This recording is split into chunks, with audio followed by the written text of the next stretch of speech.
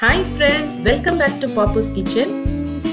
Friends, நான் ரொம்ப இன்னைக்கு சந்தோஷமா இருக்கேன். ஏன்னா நான் இன்னைக்கு ஒரு புது ரெசிபியோட உங்களை வந்து மீட் பண்றேன்.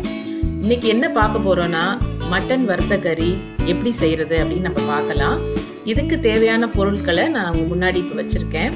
ஸோ இது நம்ம செய்யும் போது என்னென்ன சேர்க்கலாம், ஃபர்ஸ்ட் என்ன பவுடர் மசாலா அரைக்கிறதுக்கு என்னென்ன பொருள் தேவை, அப்புறம் நம்ம எப்படி குக் பண்ண போறோம் அப்படிங்கிற விஷயத்த நம்ம பார்க்க போறோம் இந்த வீடியோல.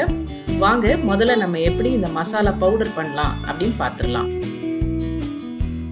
ஃபர்ஸ்ட் ஸ்டவ் ஆன் பண்ணிட்டு கடாய் வச்சுக்கலாம். கடாய் கொஞ்சம் சூடான பிறகு இது கூட நம்ம இந்த மசாலா பொருளை சேர்க்கிறோம். ஒரு துண்டு பட்டை, ஒரு 2 ஏலக்காய், ஒரு 5லிருந்து 6 கிராம்பு எடுத்துக்கிறோம். இது கூட 1 டீஸ்பூன் மிளகு, 1 டீஸ்பூன் கொத்தமல்லி விதை, 1 டீஸ்பூன் சோம்பு, 1 டீஸ்பூன் ஜீரகம். இதை 1 நிமிஷத்துக்கு நம்ம கொஞ்சம் ரோஸ்ட் பண்ணிக்கலாம், ட்ரை ரோஸ்ட் பண்ணிக்கலாம். இப்போ அடுத்தது நம்ம மிளகாய் சேர்க்க போகிறோம். மிளகாய் வந்து ஒரு 5லிருந்து 6 நம்பர் நம்ம சேர்த்துக்கலாம். சிகப்பு மிளகாய் இதை வந்து நம்ம கொஞ்சம் மீடியம் ஃப்ளேம்லேயே வச்சு நல்லா வறுத்து கருகாமல் எடுத்துக்கலாம். சூடு ஆறுனதும் இதை நல்லா மிக்சியில் போட்டு கொஞ்சம் கொரன்னு நம்ம அரைச்சி எடுத்துக்கலாம். வறுத்த கறிக்கு தேவையான மசாலா பொடி ரெடி. இப்போ அடுப்பில் ஒரு பேன் வச்சு சூடான உடனே ஒரு 10 ml நல்லெண்ணெய் சேர்த்துக்கலாம். எண்ணெய் கொஞ்சம் காஞ்ச உடனே 2 பிரிஞ்சி இலை, 1 டேபிள் ஸ்பூன் இஞ்சி நல்லா நசுக்கி எடுத்துக்கலாம். பூண்டு 1 டேபிள் ஸ்பூன் அதையும் தட்டி சேர்த்துக்கலாம். இது கூட பச்சை மிளகாய் 3 கீரி போட்டு இந்த மாதிரி நல்லா வதக்கி விடலாம் 1 நிமிஷத்துக்கு. நம்ம கொஞ்சம் எண்ணெய் ஜாஸ்தியாக விட்டுருப்போம், ஏன்னு நீங்கள் யோசிப்பீங்க. இப்போ புரியும் உங்களுக்கு. இப்போ நம்ம கையில் வச்சுருக்கிற ஒரு 1/4 கிலோ கொத்துக்கறியை இதில் சேர்த்துக்கிறோம். நான் மட்டன் மின்ஸ்டு வாங்கியிருக்கேன் இன்னைக்கு. 1/4 கிலோ மட்டன் மின்ஸ்டை நம்ம இப்போ ஆட் பண்ணிவிட்டு இந்த ஆயிலில் நம்ம ஃப்ரை பண்ண போகிறோம். இதிலே தான் ஃபுல்லாக நம்ம சமைக்க போகிறோம் இன்னைக்கு, இந்த ஆயிலில் தான். இப்போ இந்த டைமில் கொஞ்சம் உப்பையும் ஒரு தேவையான அளவு உப்பு சேர்த்து இதோட வதக்கிட்டே இருங்க நல்லா. கொத்துக்கறியை நம்ம தண்ணியில் எதுக்கு வேக வச்சு இதில் ஆட் பண்ணலன்னா அந்த டெக்ஸ்சர் வேறு மாதிரி இருக்கும், கொஞ்சம் ஹார்டாக இருக்கும். இந்த மாதிரி நம்ம ஆயிலில் ஃப்ரை பண்ணோன்னா மட்டனை நல்லா சாஃப்டாக வெந்துடும், பஞ்சு மாதிரி இருக்கும் உங்களுக்கு. இந்த டைமில் 1 கப் அளவுக்கு கருவேப்பிலை சேர்த்துக்கலாம். ஆக்சுவலாக இவ்வளோதான் நம்மளுடைய குக்கிங் ப்ராசஸ்ஸு. இந்த மட்டனை வந்து நம்ம இந்த எண்ணெயில் நம்ம ஃப்ரை பண்ணும்போது இந்த கொத்துக்கறி வந்து ரொம்ப சாஃப்டாக டேஸ்ட்டாக நல்லா உங்களுக்கு கிடைக்கும். இப்போ பார்த்தீங்கன்னா இதை நம்ம ஆக்சுவலாக இந்த ப்ராசஸ் வந்து ஃப்ரை பண்ணி தனியாக எடுத்துருவோம் நம்ம இன்னும் கொஞ்சம் நேரத்தில். இப்படி மூடி போட்டு 1 செகண்ட் இல்லைனா 2 செகண்ட்ஸ் நம்ம வச்சுட்டு திருப்பியும் நல்லா ஃப்ரை பண்ணலாம்.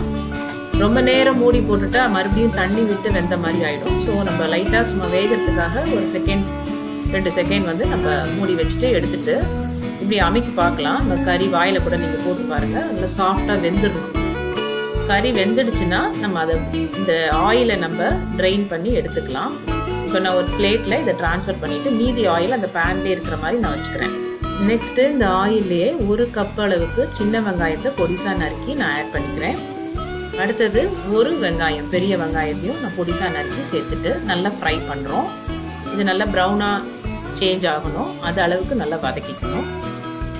நல்லா வதங்கிடுச்சு. இந்த மாதிரி கோல்டன் ப்ரௌன் ஆன பிறகு ஒரு கைப்பிடி அளவுக்கு கருவேப்பிலை இந்த நேரத்தில் சேர்த்துக்கலாம்.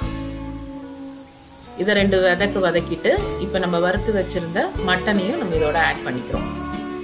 ஸோ இவ்வளோதான் ப்ராசஸ். ஆக்சுவலாக கடைசியாக நம்ம அந்த பொடி சேர்த்து நம்ம இறக்க போகிறோம். இப்போ நல்லா ட்ரை ரோஸ்ட் பண்ணுற மாதிரி பண்ணிடலாம். இப்போ ஃபைனல் ஸ்டெப்பு வந்தாச்சு. ஒரே 1 டேபிள் ஸ்பூன் அளவுக்கு இந்த கரம் மசாலா பவுடரை நம்ம சேர்த்துக்கலாம். அவ்வளோதான், முடிஞ்சிடுச்சு. ஃபைனலாக நம்ம இதை நல்லா வதக்கி எடுத்துடலாம்.